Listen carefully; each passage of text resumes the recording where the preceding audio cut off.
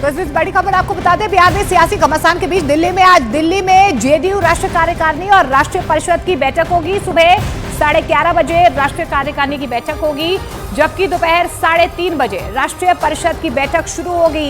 इससे पहले गुरुवार को जेडीयू पदाधिकारियों की बैठक हुई थी। साथ ही आज जेडीयू की तरफ से एक प्रेस कॉन्फ्रेंस भी की जाएगी, जिसमें जेडीयू के फैसलों के बारे में जानकारी दी जाएगी। इस बैठक में जेडीयू के अध्यक्ष पर फैसला भी हो सकता है।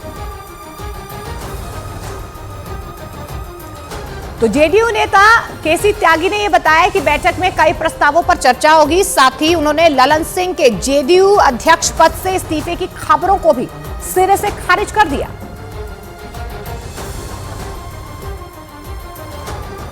कार्यकारिणी की बैठक होगी, 3:30 बजे राष्ट्रीय परिषद होगी। उसमें जो प्रस्ताव आएंगे उस पर चर्चा होगी। तो तमाम अटकलों और कयासों के बीच कल जेडीयू पदाधिकारियों की बैठक हुई है, जिसमें जेडीयू नेताओं ने कई मुद्दों पर चर्चा की है। सूत्रों के मुताबिक जेडीयू राष्ट्रीय पदाधिकारियों की बैठक करीब 15 मिनट चली है, जिसमें नीतीश कुमार ने संगठन को मजबूत करने और लोकसभा चुनावों में जुटने के लिए नेताओं और कार्यकर्ताओं से अपील की है।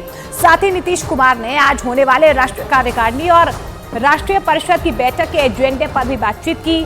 सूत्रों के मुताबिक आज की बैठक में जेडीयू राजनीतिक और आर्थिक प्रस्ताव लाएगी, जो जेडीयू के भविष्य की रणनीति तय करेगा। नीतीश और ललन सिंह के दिल्ली पहुंचते ही जेडीयू में बदलाव और नीतीश की आरजेडी से नाराजगी की खबरों ने तूल पकड़ लिया, क्योंकि अटकलें हैं कि लालू प्रसाद यादव ललन सिंह के जरिए तेजस्वी को बिहार का मुख्यमंत्री बनाना चाहते थे। इसकी भनक लगते ही नीतीश सक्रिय हो गए। राष्ट्रीय कार्यकारिणी की बैठक से पहले ही उन्होंने जेडीयू पदाधिकारियों की बैठक बुलाई और इस बैठक में शामिल होने के लिए ललन सिंह और नीतीश कुमार दोनों साथ साथ पार्टी दफ्तर पहुंचे। नीतीश कुमार और ललन सिंह पार्टी मुख्यालय में प्रवेश करते हुए पार्टी पदाधिकारियों की बैठक है और इस बैठक में एजेंडा तय किया जाएगा। दोनों नेता बारी बारी से एक ही गाड़ी से निकले। नीतीश कुमार आगे की सीट से उतरे और ललन सिंह पीछे की सीट से उतरे। नीतीश के स्वागत के लिए पार्टी के कार्यकर्ताओं की भीड़ मौजूद थी। इन लोगों के सिर पर पार्टी की टोपी थी। भीड़ के बीच से नीतीश अंदर गए और उनके पीछे ललन सिंह भी चले गए। पार्टी पदाधिकारियों की बैठक से पहले ललन सिंह ने जेडीयू में उठापटक की खबरों से जुड़े सवालों का जवाब दिया। जेडीयू दफ्तर पहुंचने से पहले ललन सिंह नीतीश कुमार से मिलने पहुंचे और ललन सिंह की गाड़ी सीधा नीतीश के घर के अंदर चली गई। अंदर जाते समय ललन सिंह ने मीडिया से बात नहीं की और उनकी गाड़ी का शीशा नीचे नहीं उतरा। वो सीधा अंदर गए, गाड़ी से उतरे और नीतीश से मिलने चले गए। नीतीश से मुलाकात से पहले भले ही ललन सिंह ने मीडिया से बात नहीं की, लेकिन दिल्ली पहुंचने के बाद उन्होंने जेडीयू में उठापटक की खबरों से जुड़े सवालों का जवाब दिया। हालांकि इस दौरान उनके चेहरे में झुंझुलाहट नजर आई। वो मीडिया से नाराज दिखे। आ गए, दिल्ली पहुंच चुके हैं। दिल्ली पहुंचे हैं ना, अभी एयरपोर्ट पे पहुंचे हैं ना, तो मीटिंग नहीं होगी मेरी। ललन सिंह गुस्से में तो दिखे ही और इसी गुस्से में उन्होंने पार्टी में खींचतान की खबर पर फुल स्टॉप लगाया। नीतीश कुमार जी इस पार्टी के सर्वमान्य नेता हैं और जनता दल यूनाइटेड एक है, एक रहेगा। आप चाहे जितना प्रयास कर ले, आपको कुछ नहीं मिलने वाला है। इन सवालों का जवाब देने के बाद ही ललन सिंह नीतीश से मिले और फिर उनके साथ ही पार्टी दफ्तर पहुंचे। इधर आपको बता दें कि जेडीयू की बैठक पर बिहार के बीजेपी अध्यक्ष सम्राट चौधरी ने निशाना साधा है। सम्राट चौधरी ने कहा कि इस बैठक का कोई मतलब नहीं है। भारतीय जनता पार्टी का कोई इंटरेस्ट नहीं है कि जनता दल यूनाइटेड में क्या हो रहा है। भारतीय जनता पार्टी का स्पष्ट है, 2024 और 25 में भाजपा की सरकार बना। एनडीए में जाने वाले नीतीश कुमार, ऐसा कोई मामला नहीं है और भारतीय जनता पार्टी के नेतृत्व ने स्पष्ट तौर पर कहा है कि हमारा कोई गठबंधन जनता दल यूनाइटेड से नहीं होगा।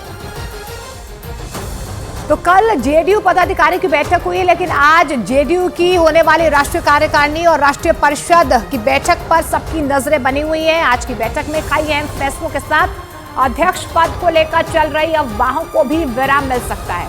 दरअसल आपको बता दें कि ऐसे कयास लगाए जा रहे हैं कि ललन सिंह को अध्यक्ष पद से नीतीश कुमार हटा सकते हैं। हालांकि नीतीश कुमार और ललन सिंह दोनों ने इस बात का कोई जवाब नहीं दिया है। तो वहीं जेडीयू में दरार की अफवाह को भी ललन सिंह ने अफवाह ही बताया है। इधर नीतीश कुमार ने इस बैठक को नॉर्मल बताते हुए वो वहां से निकल गए। पटना से भी उन्होंने यही जवाब दिया था।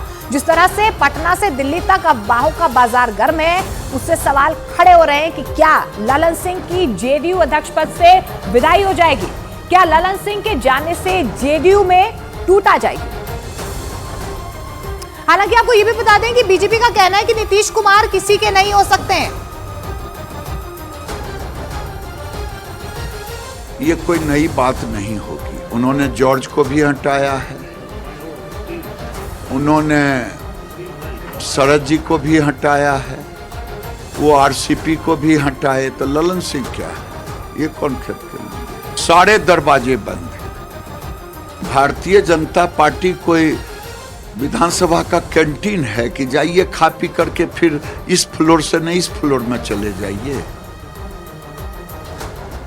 तो अगले साल लोकसभा के चुनाव होने वाले हैं और जेडीयू में सियासी घमासान मचा हुआ है, जिससे निपटने के लिए नीतीश कुमार रणनीति बनाने में जुटे हुए हैं। लेकिन अगर जेडीयू में फूट पड़ जाती है और पार्टी में भगदड़ मचती है, तब नीतीश कुमार क्या कर सकते हैं, इसकी संभावनाएं जो हैं एक नजर उस पर डाल लेते हैं। ग्राफिकली समझाने की कोशिश भी हम करेंगे कि जैसे कि नीतीश कुमार को ये डर सता रहा है कि किस तरीके से जब फूट पड़ती है, तो जेडीयू में अगर फूट पड़ती है तब नीतीश बड़ा फैसला ले सकते हैं, खुद अध्यक्ष बन सकते हैं। नीतीश कुमार मंत्रिमंडल भंग करने की भी सिफारिश कर सकते हैं। तो इस तरीके के कदम वो उठा सकते हैं, क्योंकि बगावत कहीं ना कहीं पार्टी में नजर आ रही है।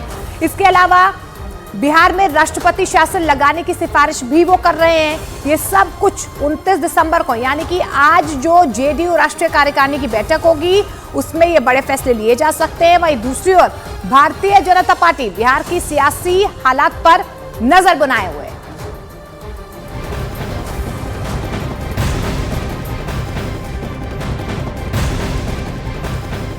और इस बीच बड़ी खबर आपको बता दें, वित्त मंत्रालय ने क्रिप्टो करेंसी की ट्रेडिंग करने वाले 9 प्लेटफॉर्म्स का कारोबार भारत में गैरकानूनी घोषित कर दिया है। वित्त मंत्रालय ने बाइनेंस, कुकॉइन, ब्रिटेक्स समेत 9 कंपनियों को कारण बताओ नोटिस भेजते हुए इनके यूआरएल ब्लॉक करने के लिए इलेक्ट्रॉनिक्स और सूचना प्रौद्योगिकी मंत्रालय को पत्र लिखा है। इन सभी कंपनियों पर prevention of money laundering act के प्रावधानों को दरकिनार कर अवैध रूप से काम करने का आरोप लगा है।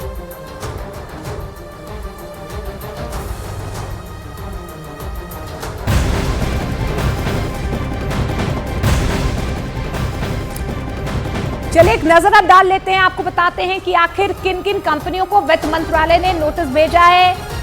देखिए, और इस बीच एक और बड़ी खबर आपको बता दें उल्फा को लेकर। देखिए, दिल्ली में इतिहास लिखा जाएगा आज। पूर्वोत्तर में चल रही भारत सरकार की शांति प्रक्रिया के प्रयासों के सिलसिले में बड़ी कामयाबी मिली है। असम में फैले उग्रवाद और उसकी वजह से हिंसा के संघर्ष को रोकने की दिशा में आज दिल्ली में भारत सरकार और उल्फा संगठन के बीच शांति समझौते पर हस्ताक्षर होंगे। शाम 5 बजे गृह मंत्री अमित शाह की मौजूदगी में भारत सरकार, असम सरकार और उल्फा संगठन के बीच समझौते पर हस्ताक्षर किए जाएंगे।